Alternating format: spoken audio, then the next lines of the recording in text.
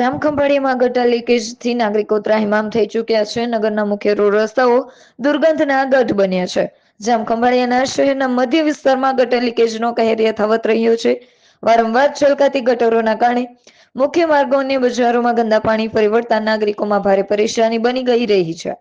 રસ્તાઓ પર વહેતા ગટરના પાણીથી દુર્ગંધ ફેલાઈ રહી છે તેમજ મચ્છરોના ઉપદ્રવ વધતા આરોગ્ય અંગે ચિંતા ઊભી થઈ છે। ટાઉન વિસ્તારમાં ગંદકીના કારણે વેપારીઓ અને રાહદારીઓમાં ભારે રોષ જોવા મળ્યો છે। સ્થાનિકોનો આક્ષેપ છે કે પાલિકાની બેદરકારીના કારણે પરિસ્થિતિ દિવસ પ્રતિ દિવસ વણતી જાય છે। સ્થાનિક નાગરિકો દ્વારા તાત્કાલિક ગટર સમસ્યાનું નિરાકરણ લાવવા માટે માંગ ઉઠાવી રહી છે। શહેરમાં સ્વચ્છતા અને આરોગ્ય સુરક્ષાને લઈને લોકોમાં ચિંતા વ્યાપી ચૂકી છે।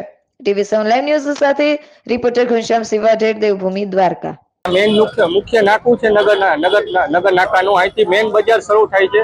આ જગ્યાએ એવો ગટરનો ત્રાસ છે કે એવા માણસ હાલી નથી શકતો। અમારે આ અવારનવાર એકાત્રે ગટર છલકે છે આ વિસ્તારમાં, કોઈ જવાબ નથી દેતું। કોઈ અધિકારી, કોઈ નગરપાલિકા વાળા કે કોઈ જવાબ નથી દેતું।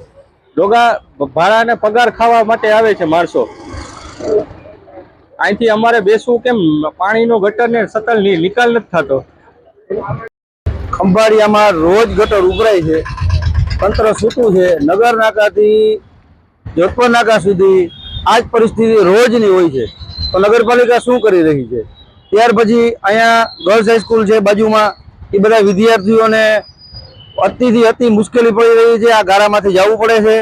ત્યાર પછી અહીંયા વેપાર કરતા લોકોને, ત્યાર પછી નગર નાકામાંથી આજુબાજુના બધા ગામડાના માણસો જ્યારે વેપાર લેવા આવતા હોય અને એ બધાને આ જ ગારામાંથી નીકળવું પડે છે। અહીંયાથી રોજ હજારો માણસો અવર જવર કરે છે। એ બધા રોજ આ પરિસ્થિતિમાંથી એનો સામનો કરવો પડે છે। અને ક્યાંક ને ક્યાંક એવું લાગે છે કે ખંભાળિયા નગરપાલિકા આમાં નિષ્ફળ રહી છે આ કામ કરવામાં। રોજ ને રોજ ગટર ઉભરાય છે અને સાવ નિષ્ફળ રહી છે, તો આની ઉપર કાયમી કંઈક સોલ્યુશન લઈ આવું, કંઈક કરો।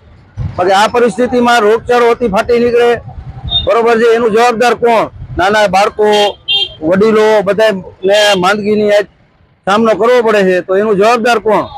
બરોબર છે, તો આની વહેલી તકે નિકાલ કરો અને આનું પરમિનન્ટ સોલ્યુશન લઈ આવો, એવી હું રજૂઆત કરું છું। નગર અમે ઉગ્ર આંદોલન કરશું।